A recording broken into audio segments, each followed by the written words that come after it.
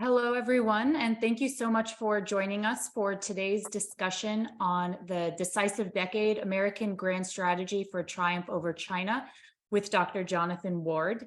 For those of you who don't know, my name is Carrie Filippetti, and I'm the executive director of a group called the Vandenberg Coalition, which is an organization we founded about 2 years ago with the belief that a strong America is a safe America. Our goal is to promote a strong American foreign policy that guards our interests, defeats our enemies, and reflects our principles. Dr. Ward's book, which you can see on his screen, The Decisive Decade, gives us a blueprint to do precisely that. In this critical book, Dr. Ward, who is also founder of the Atlas organization, as well as author of the 2019 book, China's Vision of Victory, offers a comprehensive framework for how the United States can thoughtfully and effectively deploy all the tools of national power, from economics to diplomacy to the military and the battle of ideas, in order to defeat China. So, as is our practice for those of you who have participated in these conversations before, we'll start by asking Dr. Ward a few questions from our read of the book, and then we'll open it up to an audience Q&A about midway through the conversation. In the meantime, you are more than welcome to click that Q&A button and type in your questions as early as you'd like. I will start with just thanking you, Dr. Ward, for joining us today, and of course, for writing this book. Well, thank you, Carrie, and great to be with you. Let's start with history, because of course you've just written this book, The Decisive Decade, but in many cases, this really picks up where China's vision of victory left off. So, what you described in China's vision of victory is sort of this idea that this mindset that the United States had for a long time, that if we simply sort of helped China develop economically, they would naturally want to integrate with the American system, the international system. And how that turned out to not be accurate. I wonder what went wrong with the US's vision of China's economic integration into the global system? And do you think there was ever an opportunity where that could have been done effectively and China would want to engage willingly with the sort of existing system? Right. Well, so that's right. I mean, the Decisive Decade builds upon China's vision of victory, which laid out the Communist Party's global grand strategy in their own words and documents. I'd been pretty steeped in Chinese language materials through my PhD at Oxford and then as an advisor to the US Defense Department. So looking both as a historian at the past and also as a consultant at the future of Chinese strategy, but all into the primary source material, which I think was a lens that was not, let's say, deployed when the United States was forming its strategy of engagement towards China. I think we had a lot of assumptions about Beijing, about the Chinese Communist Party, about the trajectory of China's rise. And instead, we failed to truly and properly understand what we were dealing with. And the Communist Party, as the first book demonstrates, has a very clear long-term vision with very clear historical roots, a sense of past, present, and future that is absolutely I think not what American policymakers had in mind when they were foreseeing the sort of integration with the world economy and the responsible stakeholder and all of that. And the point here is, I think it's more popularly understood now, but they saw themselves as returning China to power, as resurrecting China from its century of national humiliation. And today they call this the great rejuvenation of the Chinese nation. Mao Zedong called it the new China. He was really the sort of the person who put the Communist Party on this trajectory for China's rise, and that's what today's party members believe in a sense. And he himself thought he was an heir to Sun Yat-sen. So it's at this point about 100 years old. I mean, this version of nationalism in China that the party has now become the main political actor in.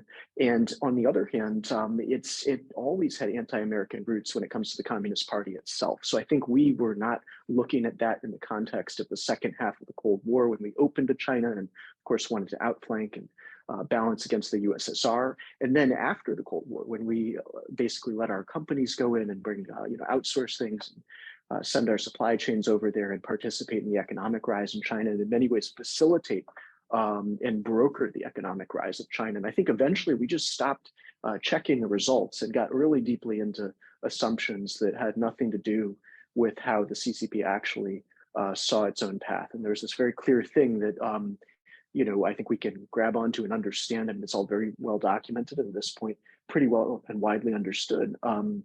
that the CCP has a very clear intention of where it's going and what its destination looks like. And all of that is completely at odds with an American-led world, with what we call the rules-based international order. And I don't actually think that there was really an opportunity to engage the Communist Party of China in the world as we saw it. I mean, they were perfectly willing to go along with it and to reap its benefits. I mean, the technology transfer, the capital transfer, the access to our markets. I mean, they've benefited enormously from the US-led order.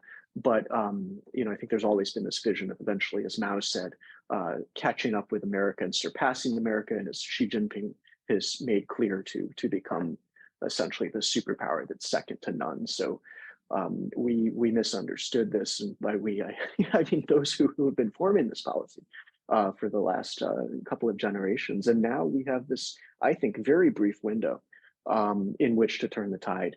And what we have to do, you know, the party basically envisions a turning point in history in which China completes an ascendancy and becomes the world's dominant power. And if we want to prevent that from happening, we have to act while there's still time. So the question of, it's really winning a strategic competition. I mean, ideally, this is not, obviously, I don't think anyone wants a war in the Indo-Pacific. It's about maintaining deterrence and winning an economic competition, winning a diplomatic global contest, and preserving the world as built in the image of the democracies and a very diverse coalition of democracy, which will have to you know, get this done. Do you have a sense from your research as to why we were sort of so misinformed in our optimism? It strikes me, you spoke a lot about, you know, reading original sources, primary sources, sources in Mandarin.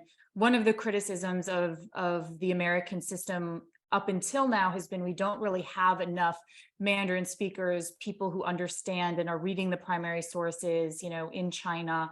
So what do you think sort of led to our misunderstanding about what China's goals were when they were very, you know, seemingly explicit in what they were saying in their own country? Well, look, on one hand, I think there were reasons that people could convince themselves that that China was opening, that it was on a trajectory of opening. I mean, for instance, the difference between Mao Zedong and Deng Xiaoping and you know, Jiang Zemin and Hu Jintao. I mean, that all looks like it's a trajectory. But you have to forget about Tiananmen Square. You have to forget about Tibet. You have to forget about organ harvesting and human rights atrocities and the actual buildup of military power that did start to happen from Deng through, you know, Hu. And you know, that period, I think, did have some pretty important indicators here. And Xi Jinping has just come in and pulled that together and, you know, accentuated it in a way that you can't miss it. But I also think that, you know, there's a more dubious reason, which is we let a sort of theory of international relations take over instead of reality. And the idea that countries would liberalize as they grew rich, I mean, that's you know, everything from, you know, economic and international relations theories to things like Thomas Friedman, the world is flat. I mean, it became very popular, and it just wasn't true. And I say that as someone who came to this issue as a linguist and as someone who did, you know, a lot of immersion travel. I mean, I spent about 11 years abroad, including the PhD, but a lot of that was in, you know, Russia, China, India, Latin America, Middle East, learning languages, going outside the major cities, living in the countryside, traveling, and, you know, truck caravans and cargo ships and all kinds of stuff where you get to know what, you know, how do people see the world outside of, you know, those who are interacting with us in English language or doing business with us or even doing diplomacy with us. So I think we didn't do that. And I think that's a real missed opportunity for the United States. I mean, we just had this period of extraordinary openness in the world where you could live and travel anywhere. I think from the 2000s to, let's call it, I don't know, 2015, I think we started to see a real change in all of that. But to learn languages, to learn history, to immerse, to understand immersion travel, I mean, those are the sorts of things we should have been doing in that period in order to gain a greater understanding of this. And I think certainly, you know, it comes to many of the architects of the opening to China. I mean, they, you know, Henry Kissinger does not know Chinese. I mean, that's kind of amazing. So, you know, back in the Cold War, I mean, we had people like George F. Kennan who were real Sovietologists and could understand not only what was going on with the adversary, but also how to how to win the long game. So, we do have that knowledge today. I think there is one of the benefits of the period of openness and engagement has been a whole lot of China experience across many, there are many individuals that I think have had a lot of exposure to this, but, a generation ago when this all really took hold, I don't think that was there. So I want to talk a little bit about the group that is seemingly most often forgetting about the human rights, the national security component. And that, frankly, is in many cases American companies, in particular, sort of private equity firms. You start the book speaking about economic strategy. So for those who have not yet read the book, it's divided into different categories going into, the economic strategy, the diplomatic strategy, the military strategy, and then sort of the realm of ideas and the different ways in which the United States can help counter China's rise and also sort of rise itself as the United States. The first section is on economic strategy. And you suggest a core part of the issue is that American businesses have not, in your words, quote, aligned with the cause of human rights and national security. And you mentioned in particular General Electric, Honeywell, Caterpillar, Citigroup. All of these entities have had massive dealings with China, and in particular have helped, with the Belt and Road Initiative, which is something that we've been very concerned with from a national security perspective. So a two-part question. What recommendations do you have for how U.S. policy can help these companies break their dependence on China? But second, and perhaps most importantly, what should nationally security and morally minded companies be doing differently in their business proceedings? And what are ways that might be more incentivized than they are today? Sure, and let me give some context to this, because part of the point of the book, in a sense, is to win this contest, we're going to have to win the global economic competition with China. I mean, in many ways, the foundations of the Communist Party's grand strategy are to become the centerpiece of the world economy. They've got a variety of strategies that are about that. I mean, from Made in China 2025 to the Belt and Road to dual circulation. I mean, a lot of that is in the first book, but also explained in further detail here. And of course, they used their companies to execute their own strategies, from Belt and Road to all of the above, and also civil military fusion. So their companies are very tied in with the state, with the party, with its human rights abuses, with its military buildup. And this is all very well documented. And then the other side of it is that our companies are becoming tied into this too. So I used examples of dozens and dozens and dozens of companies in the book. There's a lot of great research around the world that's shown the role of corporations in, let's say, the Xinjiang human rights atrocities in those supply chains. I mean, there are companies that have been brought before Congress over the years with the question of, why are you helping the Belt and Road? There are those that have been tied up in civil military fusion. I mean, it's pretty extensive. I mean, the US-China economic relationship, where we have about a $700 billion trading relationship, means that there's a lot of corporate activity that just gets tied right into the state. And for the state in China, companies in the general economy are how they, that's what the rise of China really is about. I mean, if they can put the economic foundations together, if they can tie the world economy back to China with them as the economic center, and then build military power to defend, as they say, their overseas interests, then that's how they complete the long picture that they're looking to do. And in the meantime, we can stop that in a way simply by not helping it further. I mean, it's really been access to our markets. And when I say our, it's not just the US, but the alliance system, the OECD, the overwhelming majority of the world economy is the democracies. And certainly of not just GDP, but global wealth. I mean, this is still the free countries. I mean, NATO itself is half of the world economy. So, for us to continue to provide access to our markets, our capital, and our technology, I mean, that's how the rise of China happened, and it's how it would complete. So we have to find a way to stop that. And that's what I talk about as economic containment. I mean, you can do economic containment simply by not facilitating, China's sort of engagement. I mean, if we turn the page on the engagement era, we can change the game geopolitically. And I think that's what we have to do. You then reconstitute our military advantages and change the trajectory. And also, if we hit this moment in economic history that's about to happen with Industry 4.0, we'll have massive productivity boosts across the alliance system. And that can recreate the delta in GDP, create plenty of economic opportunity to offset a US-China bifurcation. And if we can do all that, and some of it's happening anyway, then I think we have a strategy to rebuild our delta in economic, military, and diplomatic power with the People's Republic of China. So that's what we've got to do. And then once you get into that, I mean, how do you do that? It's not just Washington, D.C. Washington, D.C. versus the People's Republic of China is a game that we may lose pretty soundly, but the United States of America versus the PRC is a totally different thing. So we need our business leaders, our boardrooms, our investors, our finance leaders, all to have, I think, a similar understanding of what's going on in this contest. A similar understanding to those in the national security and foreign policy community. So at the end of the day, the fact that companies are tied into this, it's going to be resolved on one hand by things that policymakers can do. I mean, things like export controls, like capital sort of, investment bans. I mean, to restrict outbound capital into China, to restrict their access to our markets, to start to separate certain strategic industries, to secure certain supply chains and focus on certain technologies. And I've laid out all the details of all that in the Decisive Decade. If we do all of that, if that's done from a policy perspective, the other half of it is going to be what's done in the boardroom.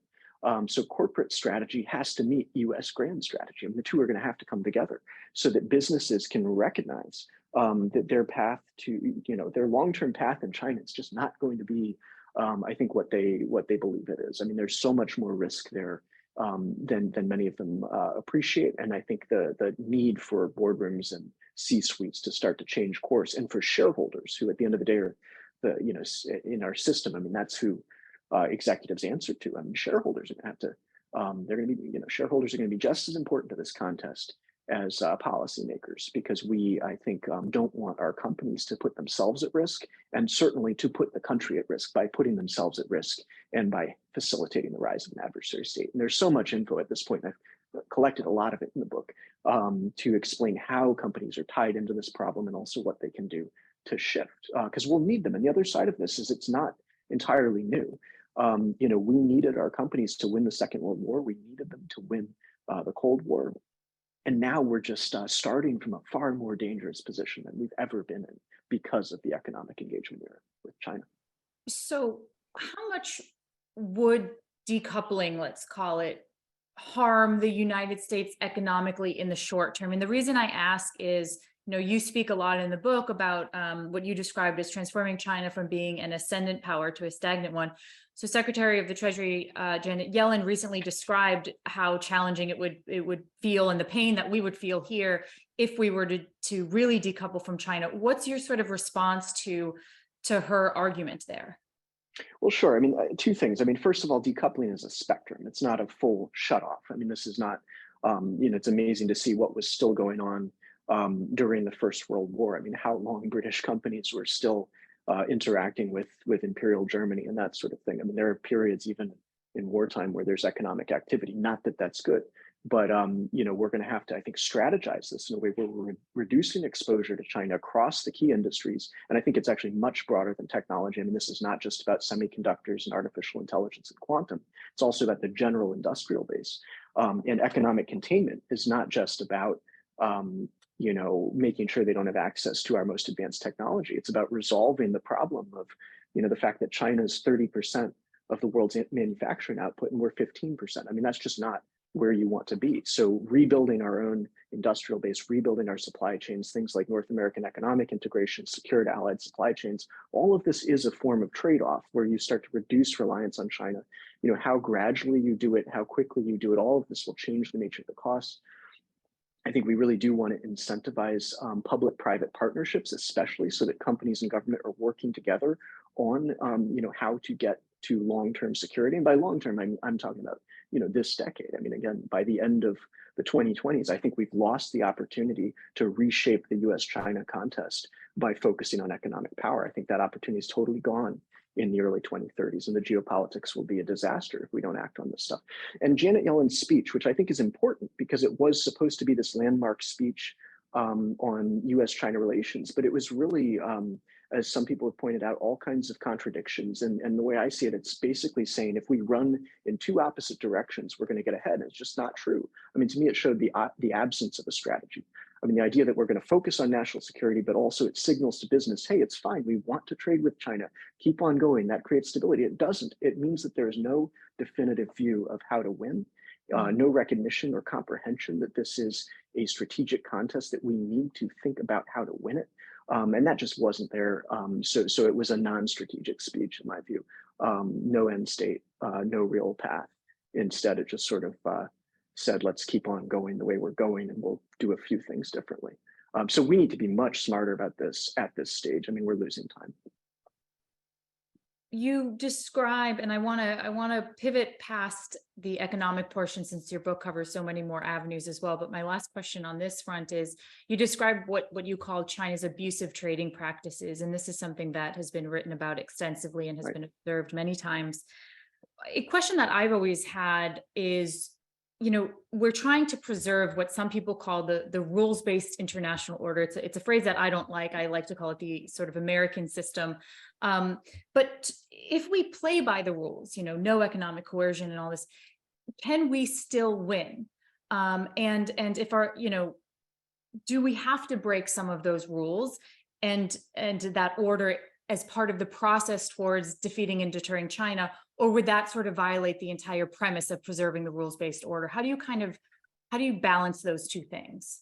Well, look, rules have to be enforced, and that's part of some people who have the view that we're in an economic contest with China, we can win it. I mean, we'll simply say that you have to enforce the rules. If you do that, that goes a whole long way to succeeding here. And on the other hand, we're dealing with problems that are just the sum of unenforced transgressions. I mean, the intellectual property theft is, I think, such a well-documented issue at this point. And it's, for example, IP theft, subsidization, all these types of things that really do remind us that we have two totally different economic systems. And by the way, they are perfectly happy with their system. I mean, it's working very well for the CCP, and they're not going to change that on account of us. I mean, we got, I think, about as close as we're going to get with the phase one trade deal. And where has that gone? I mean, the trade deficit has ballooned since then. I mean, it's much larger. Now, it's half a trillion dollars we import from China, and we export about the same that we did, 3 or 4 years ago. So, we're not actually making progress when we think about shaping behavior, which is why this book really is about not shaping behavior, but shaping capability. At the end of the day, when you have a dedicated actor that knows what it's doing, that likes what it's doing, that believes it can get away with it further, the point is not just to set guardrails on the relationship, but to set guardrails on what is the realm of the possible for this actor. So that's where I think, for example, when it comes to intellectual property theft, it's not just the theft itself, it's the commercialization of it.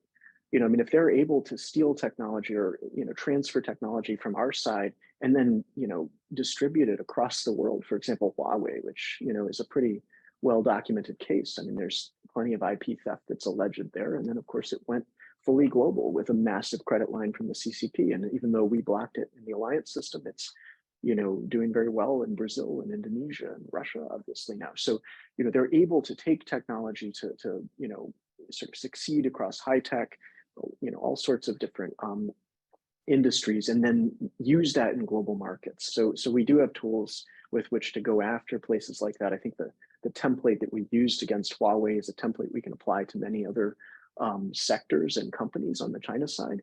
And we're going to have to do that. I mean, eventually this is going to come down to real economic action against Chinese companies, Chinese banks. I mean, you look at the Russia example, I mean, the amount of Chinese corporations that are in that market that, at the behest of their own state. I mean, it was the Chinese ambassador that 2 weeks into the invasion said, we want our companies to step in and fill the void. And again, why am I talking about companies? Because that is economics. I mean, at the end of the day, economics, the punctilioscape is commerce, it's businesses. That's what this is. And I don't think that's a space that policymakers are used to. And I don't think shareholders and executives are used to thinking about national security or long-term geopolitical outcomes. So we have to bring that together. That is going to be what's new about this contest. What's unique about it is we're going to have to reconcile American economic power and American strategic power and national security thinking to the point that we're able to win this thing.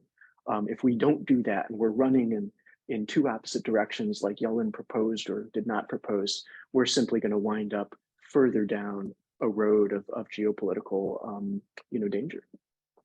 Well, we are getting a ton of questions on the Q&A, so I'm only going to ask a few more, and then we're going to turn there Sure. probably slightly early in light of the interest that folks have. So if you have not already asked a question, please do type it in soon so that we can get to it. Um, you start one of your chapters called The Global Chessboard, noting that the question is not about whether China will rise and shape the 21st century, it's whether America will. So how do you judge this current debate on China in Washington based on this scale? Meaning, are we spending enough time talking about advancing America, or do you think we're overemphasizing only half of this puzzle, which is weakening China?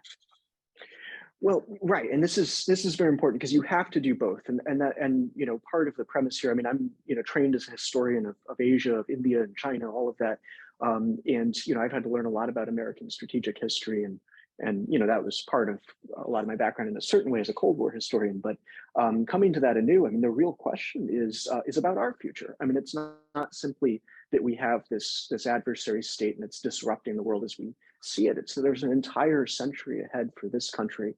And to me, I think the way we have to map this is we have to look in a way at the economic history of the 21st century going forward. And what are the real turning points? What are the inflection points on the next, on this century? And how do we grasp those? And how do we also deny those opportunities to the adversary? As Winston Churchill said ahead of the Second World War, how the world would have been so different if if it were won by the Axis powers and protracted through science and technology in their hands. So we have to recognize that the science and tech competition is about authoritarianism versus democracy and human rights, and at the same time, the basic industrial capability, which we forget, I think, in Washington.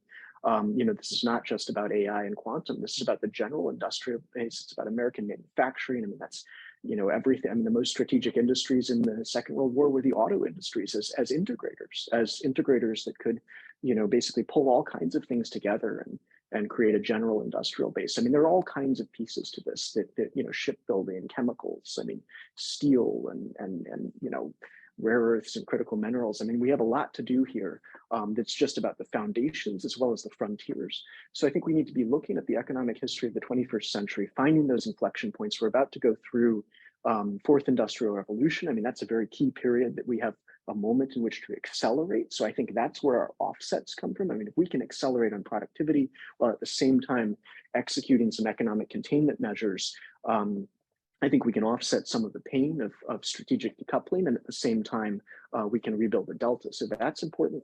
And then in DC, I think there's just, I think there are elements of a strategy. I mean, I wrote The Decisive Decade using a lot of primary source US material, I mean, from CRS reports to speeches from both the Trump and Biden administrations to initiatives that both are taking on. I mean, everything from chips and science to a variety of different manufacturing initiatives. I mean, there's a lot of activity going on, but do we have a clear direction? Do we know how to orchestrate it all into a real grand strategy that is about winning a competition? I mean, that's where we need to go, so that we're picking the right pieces of all that in order to move the whole thing forward and seize the opportunity to actually win this game before it's too late. And I think DC in that sense is, we've got to get out of admiring the problem and into the action zone. This was one of the aspects of your book that I most appreciated, was this idea that there are things here in the United States that we can be thinking about, pillars of American power that helped us be propelled to what was at one point the unipolar moment that we have sort of abandoned or forgotten about. And so it's not just the sort of the defensive piece of it, but it's also about building those back up here in the United States. Last question from me, and then I'll go to these many questions from the audience. So sort of similar to this, so Washington is really kind of fixated on the China competition, I think rightly so. And this is especially true with respect to Taiwan, which is sort of the perennial conversation here. Whether you're talking about China or Ukraine, Taiwan somehow finds its way into every discussion. What is the main thing that you would suggest the national security community gets wrong or misses on these issues? Is that, pursuing the wrong policies, over fixating on certain issues? What would you see as the kind of main issue coming from Washington? Look, I think we have to realize what people get wrong is they forget that the scope of this contest is fully global.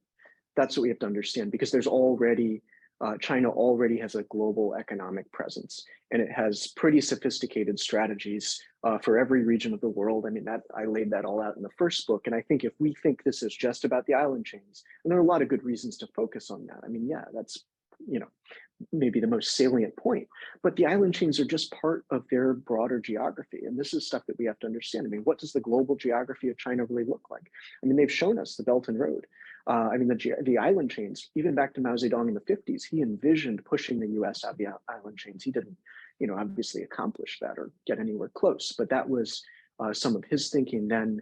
And for partly for the reason that in the same way that those chains can keep the US in the Pacific, they could also keep us out. But then the Indian Ocean is incredibly important. The actual workings of the intercontinental economic system that binds Europe to Asia to Africa. I mean, all of that is expressed in the Belt and Road. And I remember I met with the head of a Chinese think tank focused on India years ago when I was a PhD student. He said to me, the Indian Ocean is the most important region in the world for China because we'll depend on it for the next 40 years.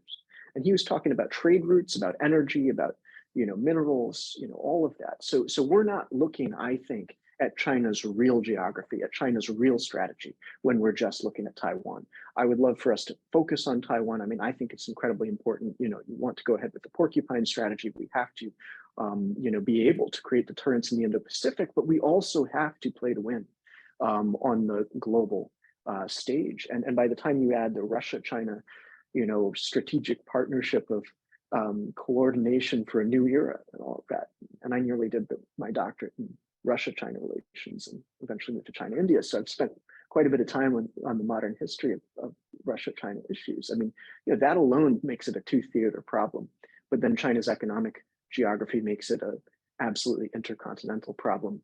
And the military that they're building, they've already told us it's designed to project power throughout the Belt and Road. So we have a far broader problem on our hands. And I think we don't want to get so narrowly focused that we miss other opportunities to win.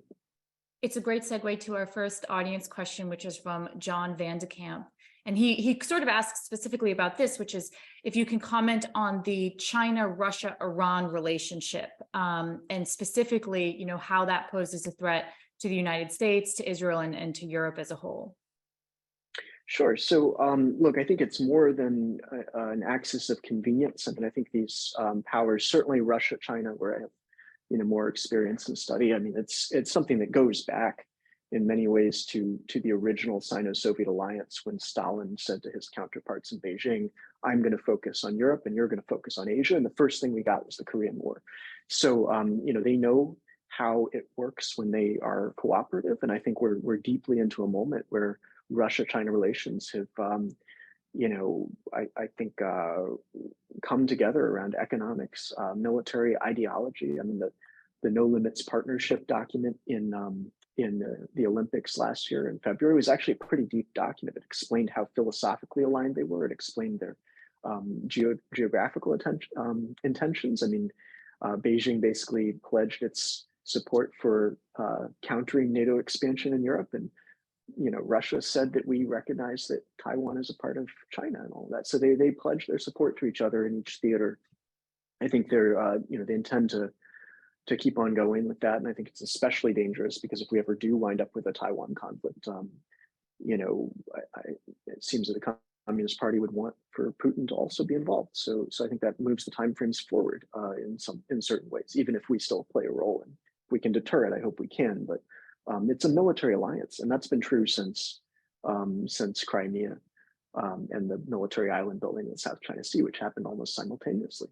And when it comes to Iran, I think once again you have the fact that on all corners of the Eurasian landmass, there are opponents of the United States, and just watching Iran apparently transfer munitions to Russia for its war in Ukraine. And China working to help them avoid sanctions. It's pretty dangerous tripartite. And I think we still need to try to split it. I think you can split the Russia-China axis, again, by focusing on some of the economic sinews that are forming now. But I don't see any action on that. I mean, at what point do we want to look at Chinese banks that are participating in the Russia market. I mean, they're basically bankrolling the Putin's war through trade and other forms of cooperation. A question from Aiden Poling: is it something about the Chinese national character, capability, et cetera, that distinguished China from Germany and Japan during the late Cold War, or even India in the future when it comes to aspiring to replace the United States as a hegemonic power? So essentially, why did liberalization theory work in former fascist states, but not in China? Well, I avoid national character type questions. I think it's characterize an entire complex country in a simple way can be pretty counterproductive. But I think we understand the party pretty clearly and its intentions. And I think we also understand the party's history and the history of nationalism in China, and the way that those are intertwined is an important question. I mean, the party is in many ways an heir to some of the main ideas of nationalism in modern China, and at the same time, it's militarized them, I think, much more than something than something other than the party itself might have done. So, and of course, liberalization in Germany and Japan came after the end of total defeat in the Second World War. So that's a fundamentally different thing. India, we still have much more to learn about the role that India is going to play in the decades ahead. But I think that is a place that obviously went through establishing itself as a democracy pretty early on, and now has to catch up on the economic side. So very different trajectories. And I think the fact that the party has held power at this point for 75 years or so, and has passed this vision on from leader to leader, and created this continuity. And there are elements of this vision that are not unpopular. I mean, that's something else that we have to reckon with at some point, is realizing that military nationalism in China is not hard to find. I mean, it's what's been taught for quite a long time, and it was especially emphasized after Tiananmen Square. So the party has been running the narrative for a long time, and it's a very dangerous narrative. So I think it's unique in that sense. I mean, every country is unique in the way that it goes about the world and sees the world, and particularly when you have a regime that has certainly such a vision of control, and also many methods of promoting its own power and direction of society. I mean, you're talking about something that's especially dangerous. Now a question from John Mark Wilson: from rebuilding our own industrial base to changing corporate culture, these things could take decades. So what are the most critical near-term actions that you would recommend we take? Well, I think those are the near-term actions. And if we want to take decades, then there's nothing left to talk about. That's my opinion, is that this is ultimately really about the United States. I mean, how serious are we? How able are we to act on hard problems? If we wanted to take 20 or 30 years to rebuild our industrial base, there's nothing to talk about. If we wanted to take 20 or 30 years to rebuild our corporate culture, there's nothing to talk about. This is the stuff that we have to begin now, and we have to work in a very accelerated way to make changes. And some of this will be, I mean, it's true, this is going to change a lot of how we think about economics. I mean, you can ask anybody, I speak to plenty of corporate audiences and Wall Street audiences now, and I think people are very, they recognize there's a problem. And, you can ask any room of any amount of people, what's going to win, long-term thinking or short-term thinking? No one's going to raise their hand for short-term thinking.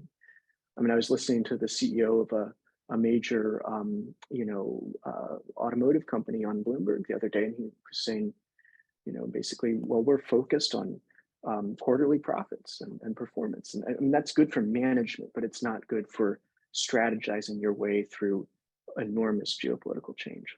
So I think that's just going to be something companies have to do for their own, benefit and survival in this contest. And it's something where, government and private sector have to come together on this. And we don't have decades. We just don't have decades. Related to this, Tamio Toyama asks, how do we convince the C-suite of Apple and others that reliance on China is actually a bottom line risk? Well, it's interesting because, Apple, there was an article in the FT just this week It just said very simply, "Is Apple a Chinese company?" question mark, or maybe it didn't even have a question mark. I don't think it And had a was question mark. It just it said didn't. Apple is a Chinese That's, company. that's right, Carrie. There was no question mark. It wasn't Francis Fukuyama. It was just, here it is. So, and that was, and it was a great summary of all the kinds of things that over the years, I've been on TV talking about Apple for, I don't know, 2.5 years now. I mean, there's something every couple months that really counts. And, here it all was in one package. And at the end of the day, that's just got to be a shareholder question. I mean, if you're, China exposure is not a good thing, really.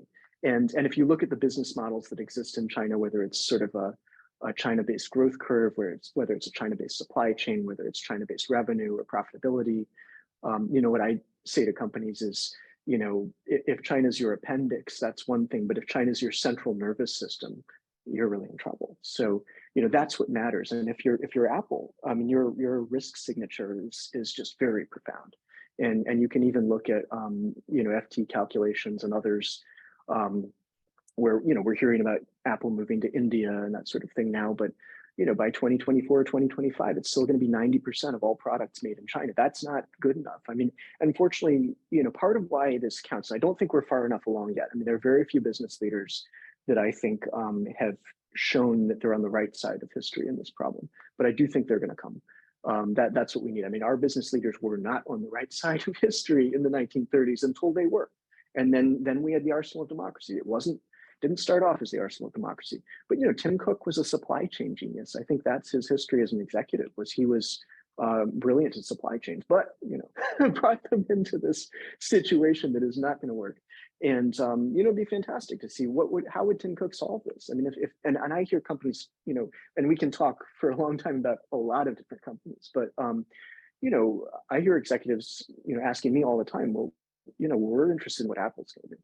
If Apple can solve this, that really breaks ground. So we need these. I mean, the companies are not, I mean, they may be behaving badly, they may be doing things that are not really wise, but at the end of the day, they're part of how we win. And it would be so powerful to see Tim Cook on the right side of history. We're not there yet, but I thought Jamie Dimon was very interesting in his shareholder letter last month, where he wrote about the need for the U.S. to have a global economic strategy. I was like, wow, and this sounds just like the Decisive Decade, and it's coming from the CEO of the biggest bank in America. I mean, that to me was pretty impressive.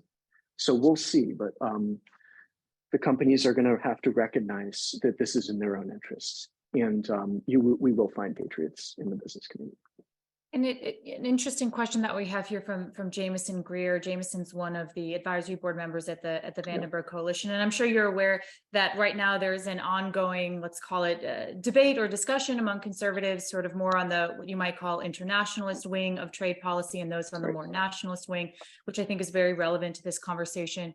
So he asks, can you comment a little bit more on any value in limiting trade with China in a broader sense? Let's say even outside of the strategic or high-tech areas, do you see value in limiting that trade? Or when you use the term decoupling, and you mentioned it's a sort of very expansive term that can reference multiple different things, are you mostly just speaking about the high-tech field? No, I'm not speaking about the high-tech field. I think that there's a difference between decoupling and economic containment. And there's a spectrum here, because on one hand, there's the securing of supply chains. Like, let's start with that as a foundation. I mean, the White House has already told us, and who would disagree, that we've got to secure supply chains when it comes to pharmaceuticals, when it comes to semiconductors, when it comes to electric vehicles, when it comes to critical minerals and rare earths. I mean, that's actually, that's a good place to start. You don't want those supply chains to be in your primary adversary. And some of this originated as Defense Department problems. I mean, what are you really going to do if the microelectronics supply chain runs through your primary adversary? I mean, you just can't do that. That's the kind of thing that 1,000 years from now, people will be wondering, why did one country move its industrial base to its primary adversary? And that's a question that we'll be talking about that for a long time. But I think on the other side, economic containment, it's not just about securing supply chains, it's also about slowing down an adversary. So if you look at China's export base and just think about their economy as something like any economy being based on consumption, on exports, on government investment and those sorts of things, exports is still such a big part of it. And a lot of that's concentrated in certain sectors. And if we weren't purchasing $500 billion a year from China, if the alliance system, if countries all around the world, and my own sort of data-driven economic containment maps are a lot about just import export, and just what does it look like, what's really being, what are the volumes, what are the industries, what are the products, because how can you search and replace that? I mean, you slow it down a lot. I mean, you do not really want China to be, I think, the factory of the world, not just for supply chain security, but also as the foundations of further economic capability. So I think if we're able to sort of search and replace some of the trade, and a lot of that's integrating with our allies, finding other emerging nations with which, I mean, trade builds relationships. If we were able to be, if we're trading with ASEAN and bringing supply chains there, that's a better relationship with ASEAN. Why do this with your adversaries? Why not do it with your friends and with countries who you want to have as friends? I mean, I think we need a vision for global trade. We need a vision for global investment. We have to take the emerging world very seriously, and all of that is stuff that why do this with your primary adversary? I don't think it creates a whole lot of stability. I do think there are some industries that would stabilize this. I mean, for instance, selling agriculture and energy to the People's Republic of China, which is pretty much all we sell them anyway. What do we need to import? Well, let's see what we can't do anywhere else. But we have a whole long runway to go. I don't think it's a big scary thing. I don't think it has to be sudden, dangerous, and inflationary. I think it's a process that you want to accelerate, but it's a process that involves the entire world. It's almost recoupling. I mean, people talk about reglobalization and recoupling. How do we go out and work with other countries and build the world that we intended to build? We just happened to find this, very dangerous state that took enormous advantage of our overtures. It's a great segue to some of these questions about our sort of broader alliance system. So Dr. William Chow at the Reagan Institute, he says, you mentioned allies as key to our geopolitical and economic strategies against China, but closer to China and more broadly in the global South, many of the countries who can be potential partners don't like the US versus China paradigm. So he asks, is winning over these fence sitters critical? And if so, what arguments and methods would you recommend to convince them of the merits of a rules-based international order? Absolutely, and right, and I became a big fan of Ronald Reagan while writing this. I thought, in the ideas section, especially, the way that and I wrote about NSDD 75 with H.R. McMaster, and how the Reagan administration showed us some very, I think, enduring approaches to this sort of thing. I think on one hand, it's case by case. I mean, just like the economy, I mean, you want to look at this sector by sector, companies by company. It's not every company that has enormous China exposure. It's not every sector that's 100% strategic. And we have to go around the world. And I've talked about this in the book. I mean, I laid out in the diplomatic arena, what would a US vision of world order look like if you're reconstructing it? I mean, if you're basically salvaging it and reconstructing it. And I think we want to look at anchor states in all the major regions. I mean, we want to, I talked about Indonesia and Southeast Asia, India, obviously, in a far broader way, but certainly in Asia itself, Nigeria and Africa, Brazil and Latin America, and being able to have bona fide strategies for the major actors in the emerging world, to say nothing of the major actors in our own alliance system. I think the US-Japan relationship is going to flourish. The US-Poland relationship is going to flourish. Britain and Australia are going to be fantastic allies in this. France eventually, I think, will come around, and Germany's going to have to. I mean, what's going to happen to them, is not good. I mean, they care so much about their industrial base. I mean, that's going to be eroded by a lot of what China's going to do. So I think every place, like every sector, it's case by case. Let's get specific. Let's figure out exactly how this problem set fits together.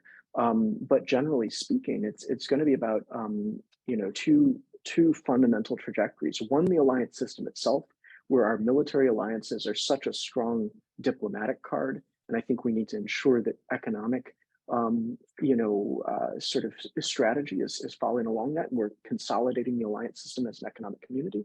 And then two, the emerging world, where China has a much clearer vision of what it's trying to accomplish. And if we're able to consolidate the alliance system and then roll China back in the emerging world, that's how you eventually get to sort of the diplomatic side of long-term containment here. And when it comes to specific countries and means of facilitating that, I mean, again, we want to build those economic relationships, get our companies in there, facilitate cross-border investment with the right actors. And the emerging world has pretty large infrastructure needs. I think eventually we're going to need something like a sovereign wealth fund that's either US or US and allies. I proposed an Indian Ocean or Indo-Pacific investment bank, for example, that you could start to pool allied capital. And you see this a little bit with G7 and Build Back Better and stuff like that. That's the beginnings of this. But it's going to be a multi-trillion-dollar problem. And we want to do that as the free world and sort of build the right trade and defense ties as we're doing and secure this stuff. I mean, this is, I think, not about going on, in the free world is sort of a defensive position, but it's one where you want to bring, I think countries do want to make a choice. I don't think there's anything wrong with that. And we have to remember, that we, we're the ones that brought China into the modern economy and helped them modernize and all of that. I mean, that's something we can always, I think, feel good about and take pride in. I mean, we helped hundreds of millions of people rise from poverty, and that's the dialogue we should be having with the Chinese people as opposed to the Communist Party. I mean, let's communicate that constantly and remind the emerging world what America can do and the power of our markets, the power of our technology, the power of our values. I mean, that is all, that's a global good.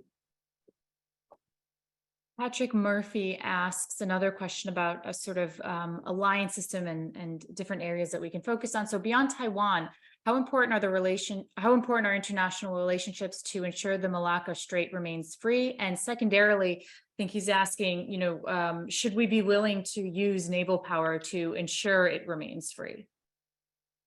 Right, and yeah, and I'm glad someone's asking about Malacca, because as a China-India specialist and former Indian Ocean analyst and all that, I mean, the Malacca Dilemma is something that I think, it explains a lot. And so for those that aren't used to this, I think back in 2003, Hu Jintao identified what he called the Malacca Dilemma, which is that some very significant, I think it was about 80% of China's energy imports pass through the 2-mile wide Straits of Malacca. If anyone's actually been in the Straits of Malacca, I spent some time on cargo ships in my 20s, so I have been down there. It's interesting. And I was on an island that apparently was run by pirates, so I didn't know that at the time. But unfortunately, I didn't wind up in any real trouble, just on the verge of trouble. But so down there, I mean, it's a pretty interesting region, and a lot of the Belt and Road, I think can be explained simply as a resource security strategy. And the sort of CPEC, which is one of the key pieces, the China-Pakistan Economic Corridor, which is meant to, tie essentially the Arabian Gulf and the Persian Gulf back to mainland China through Xinjiang, and and they're trying to get around this geographical problem, and then they're worried about India and the Andaman Islands, which they've called the metal chain. So I wrote some stuff about this back in the day, Chinese views of Indian initiatives in the Indian Ocean. I mean, that China's geography is very problematic for them, which is why they have a global strategy, why they have an intercontinental strategy, why this is not limited to the island chains. And on the other side of that, freedom of navigation and U.S. naval power and allied naval power has been the way of preserving global commerce for so long that it's a deep part of our value system. So I think we have to continue to focus on naval power. I think there was a senator who made famous the idea of the 1,000-ship navy of democracy. And, I loved that idea. I mean, it may or may not be practical, but it's such a great concept. I mean, what does that look like? I mean, what does it look like to consolidate allied sea power? We're gonna have to do some of that in a practical way in the theater, but then I think in terms of the simple sort of demonstration of the flag and showing our values, that's something the global alliance system could be working towards. And then, when it comes to China, I mean, they're very concerned about the ability of the allied nations to shut off Malacca or to blockade China in general. And, again, my book is not, it has a military strategy that fits within a broader grand strategy. And it's a peacetime grand strategy. I mean, this is not, a strategy for how to win a war with China. It's a strategy for how to win a strategic contest that hopefully will remain a peaceful one. So let's hope we don't get there, and at the same time, as George Washington said, the best way to, I think he was actually the first one to say it, the best way to prevent a war is to prepare for it, and that's been our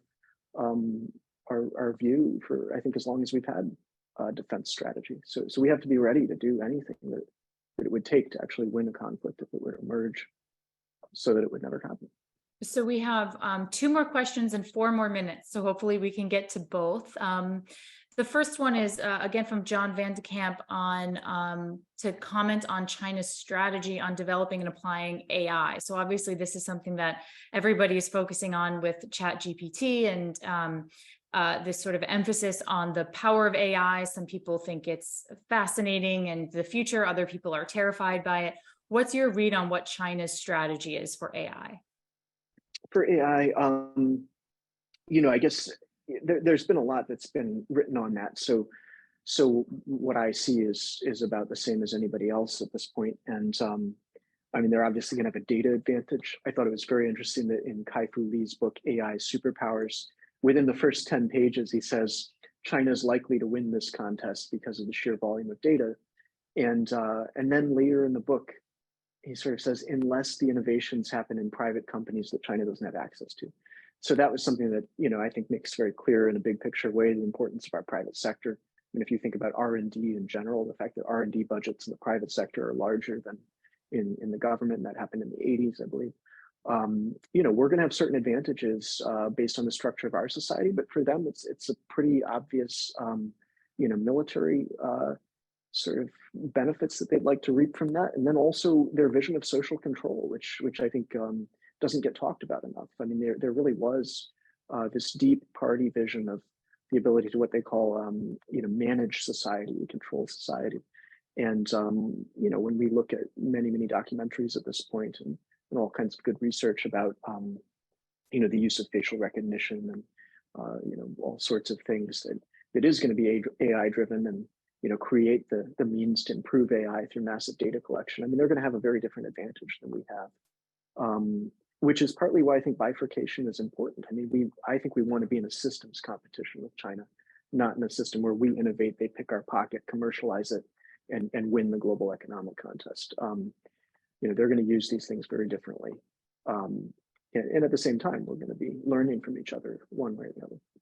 So last question, which I apologize, it's sort of a large question for the last 2 minutes, but I think a good way to potentially summarize some of the recommendations in your book. It's from another advisory board member of the Vandenberg Coalition, Doug Fears.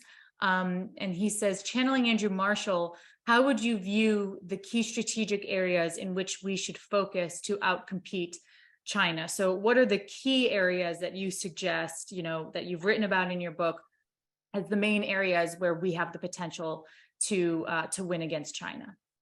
Sure, and I was fortunate to be a consultant to the Office of Net Assessment at one point in my career, and enjoyed that very deeply. Learned a great deal simply by focusing on the future. And if we think about Andy Marshall and O&I, O&A rather, it's if we were talking about this in terms of a military competition, I mean, I think we forget that he was an economist, and a lot of net assessment is looking at these. What exactly are we going to start to measure in order to find real advantages? But I think if we talk about grand strategy as opposed to military strategy alone, I think we have a wealth advantage that is incredibly important, and that's across the alliance system. And the world's democracies are about 75% of global wealth. The U.S. is net 126 trillion, and this is not the government balance sheet; this is the national balance sheet. That China is about 75 and growing, but we're still have a much larger delta than we do when it comes to simple GDP. So I think capital markets is going to be incredibly important. Wealth in general, technology, everybody already knows that. I think we're going to be in that game one way or the other. But I'd love for us to focus on capital markets. We're going to have to figure out factories of the future, and then finding our way into a sort of search and replace strategy when it comes to the economic relationship, because that's where what we can move away from China and bring to ourselves or bring to our allies really does change the net equation when it comes to their economic power. And then on the military side, I mean, obviously we have the undersea advantage, and then space is going to be incredibly important. I mean, we've got to, what fundamental advantages we have in space, is one subject, but the fact that we're in a de facto space race, because in a way the geography of space is one thing.